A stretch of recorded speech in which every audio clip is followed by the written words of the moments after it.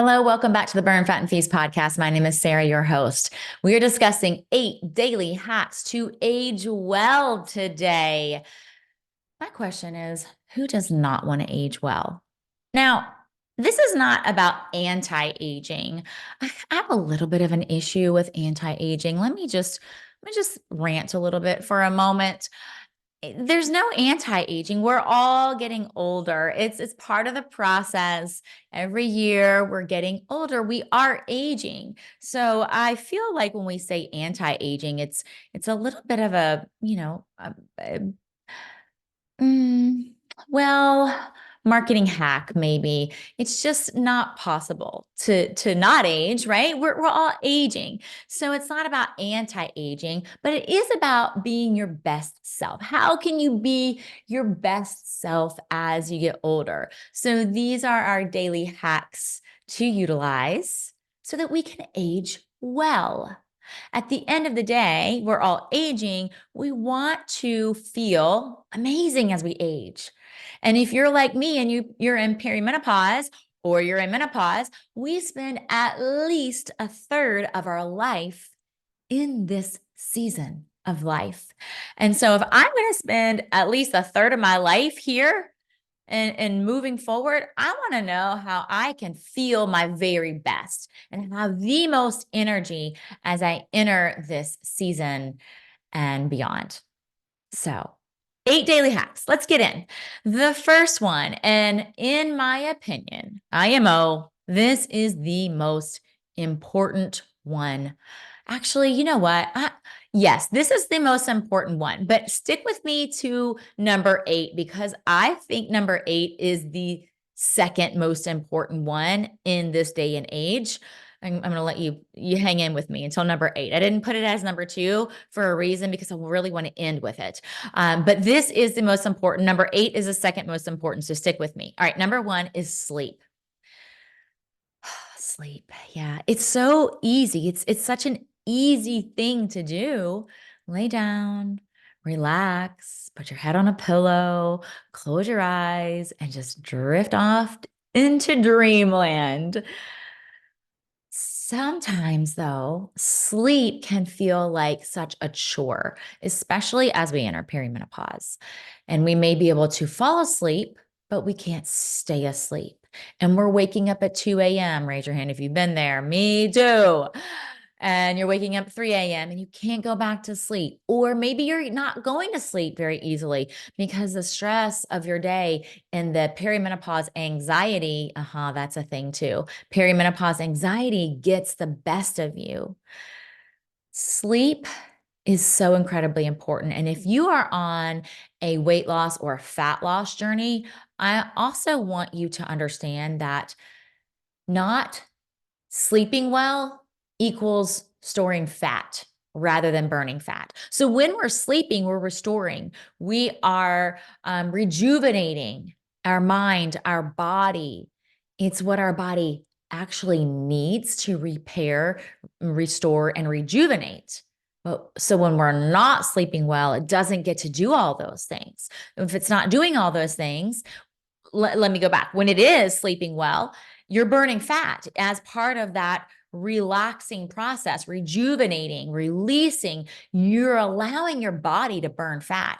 So when you're not sleeping well, you're not doing it.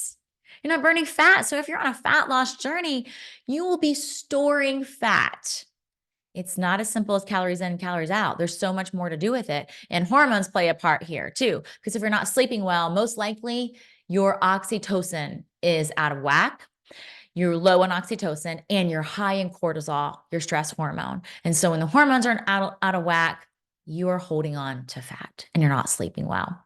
So in order to sleep well, you have to have good sleep hygiene, meaning you have to start your nighttime routine 2 hours before you go to bed, not looking at your phone, not getting on TV to watch your favorite shows. You need to put it away. You also need a dark room. You need a cold room. All these things help to increase your melatonin to help you relax more. That's your sleep hormone. So sleep is number 1 on my list. All right, let's move on to number 2. Number 2 is uber important. I said number 8 was second most important. This one is really, really close. Number 2 is eat more. It is so very true. If you are under eating, you are going to hold on to all the fat that your body wants to release, or that you want your body to release. Yes, hormones play are in play here too.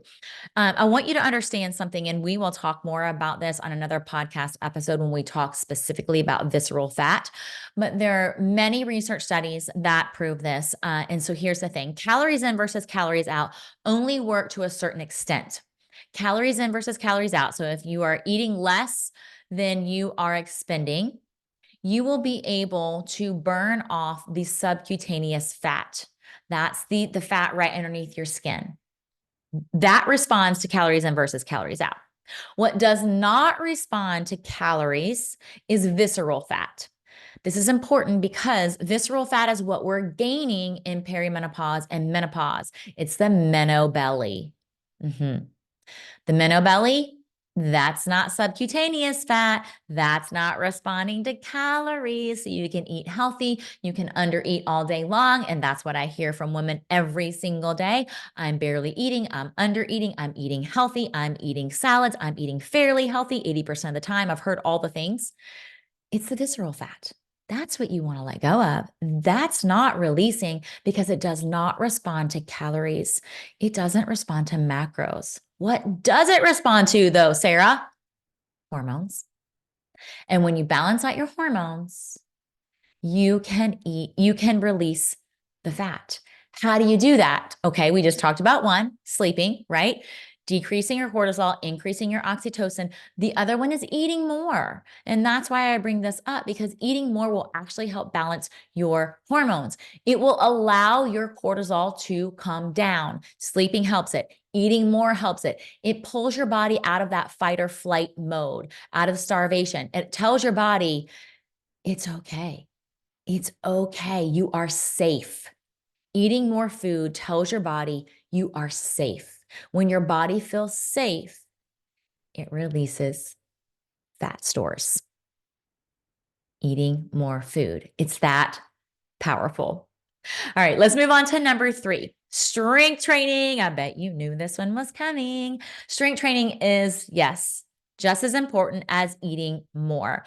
Now, I'll give you a little bonus here, but also I would say another daily hack to aging well, as we're talking about challenging your body, is just moving more throughout the day. And there, again, are lots of studies on this in perimenopause and menopause that say that we are moving less as we move into menopause, which is part of our issue. When we don't have enough energy, we're gaining not only the visceral fat, but the subcutaneous fat as well. And when we move more, we also help to regulate our hormones. The other thing that has been studied a lot is that walking at least, we say 10,000 steps a day, but just being intentional about moving all day long, around 10,000 steps a day, actually less. I think the last study that I read actually said 6,000 steps a day, up to that 10,000. So at least 6,000 steps a day will increase your lifespan. Yeah. How easy is that? Just get up and move. All right, I'm going back to strength training because that was actually number 3. I diverted it into walking because walking is an easy thing that you can implement. Strength training is easy, simple, maybe not easy. Strength training, it takes a little bit more effort, right? But muscle is the organ of longevity. One of the reasons why walking is good, because it helps to preserve our muscle mass. It helps us use the muscle that we have, but we are losing 1% of our muscle every single year as we move into perimenopause and beyond. If we're losing that much muscle, we must be doing something on a daily or consistent basis to create more muscle mass, and that's strength training. Number 4, sauna, or just heat therapy in general. Okay. We're going to talk a little bit about the sauna right now, but the main thing here is the heat therapy is incredibly important. It's anti-inflammatory. We know that when our body is inflamed, that we are prone to chronic diseases. All chronic diseases start with inflammation. And most of them start in the gut with gut inflammation. And so we need to be working on eating foods that are anti-inflammatory, meaning whole foods, real foods, things that do not come from a box or a bag or a can. And we also need to be utilizing our body in ways that are anti-inflammatory, such as heat therapy. Very, very effective way to do this. Most of the research says that if you sit in the sauna for at least 4 days a week, that you really get the benefits of the anti-inflammatory response.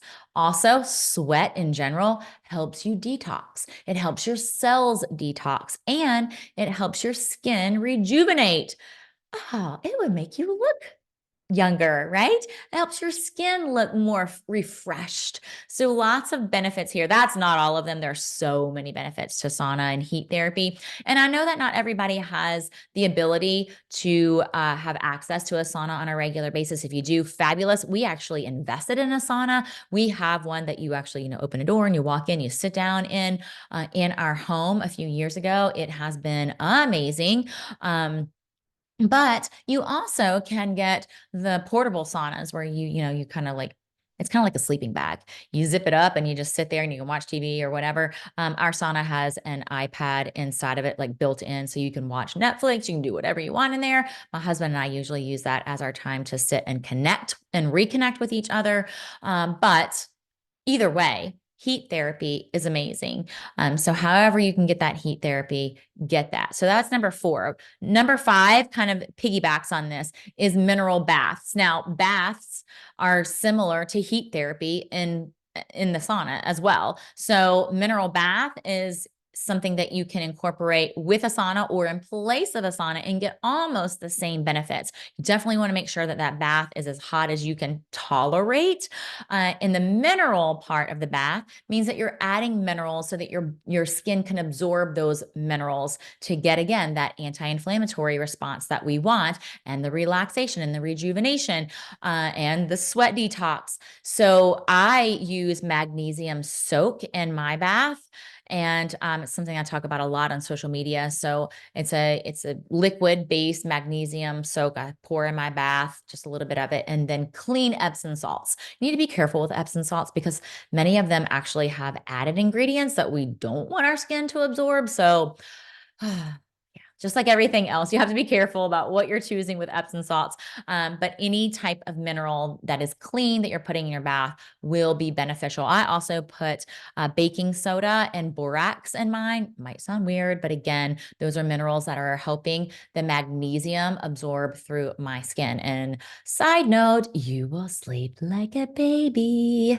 All right, number 6 daily hack to aging well is the reverse. So we talked about the heat. This is the reverse, a cold plunge or a face plunge. Okay, full disclaimer here. I dislike being cold. If you follow me on social media, you probably know this. Every single time it gets cold outside or just like slightly chilly outside, I'm ready to run to the beach. And that's pretty much where I want to be all winter long. And if I did not have children in school, that's where I would be all winter long. And catch me in a few years, that's probably where I'll be all winter long. I dislike cold that much. So cold plunges sound like the worst possible thing I could put my body through right now. And I can't say that I've actually done a true cold plunge. So I'm not at all speaking from experience here. I'm only speaking from what the research is telling us, that cold plunges are that important and can help reverse inflammation, joint pain. There's a lot of mental health benefits to it as well. However, so if you don't want to do the full body cold plunge, AKA me, you can do a face cold plunge. I have done those, and then you get the benefits on your skin, on your face more than anything else. You can also get some of the mental health benefits from it. Um, I would love to know your experience with a cold plunge. I know they say it gets easier. You spend, at least 30 seconds up to like, I think they say 4 minutes in a cold plunge, really for it to take effect. And there's a lot of, mindset, breathing techniques to use here, but I would love to hear from you. So if you've done a cold plunge, I want to hear from you on social media. Send me a DM on Instagram at Burn Fat and Feast. Tell me about your cold plunge. And if you're like me and you really dislike the cold and you've done this before and maybe you've kind of progressed in this journey, I want to know how you've done it. I feel like this is something I should venture out and do. Probably, right? Well, we'll see. We'll see. Okay. All right. Let's move on. We are moving on to number 7, relationships. All right. Relationships are important. We are social beings. We were not meant to be isolated beings. That's why COVID was so hard for many people. They felt isolated. And so we were meant to be around people in both ways. So we were meant to be in person, to have an in-person connection, but we also can get a very similar effect with online connections. Now, we didn't have online connections like centuries ago, obviously, but again, that's what the research is showing. Like, we can still get that same oxytocin hormonal release when we have good online connections, or we're calling someone on a regular basis, right? Family members that we're not around in person enough. So I'm an advocate for both. I'm an advocate for filling your cup with in-person connections as well as online connections. Now, I feel like we probably all have someone or some people in our life that we have in-person connections with, but they're just kind of surface level. Those surface level relationships are not helping us out. They are not helping us age well. They are superficial, and many research studies said that they can be very fake. And so they're not giving us a true sense of the oxytocin release that we want and the response that our body releases to age better. So all that to say, as we age, we need to be really intentional about the friends that we choose to hang around. And those friends that we hang around have a huge impact. And choosing friends, spouses, family members to hang out with that get you on a deep level, that want to get to know you on a deeper level versus how your hair looks, the outfit that you just purchased, or how your nails have been done. We got to dig in a little bit more than those superficial things. Okay. Number 8, the last one today. This is the one I said you had to stick with me to figure out what this one was. And I said early on that this was actually number 2 on my list. It was so incredibly important. So if you remember, number 1 we talked about was sleep. This one is the one I would say is a real close second to how important it is to aging well, especially now, especially in this point in life, in our society, as we go, go, go. And every time you turn around, somebody's like, oh my gosh, I'm crazy busy. Everything's chaotic. Life is a mess. So number 8 is to do nothing. Do nothing.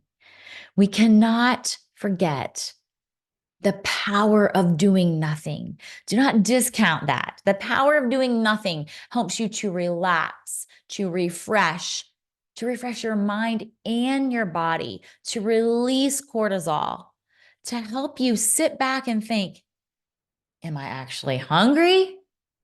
Am I thirsty? Are my muscles sore? Do I need to push myself today? Should I confront the person that I'm having an issue with? All the things.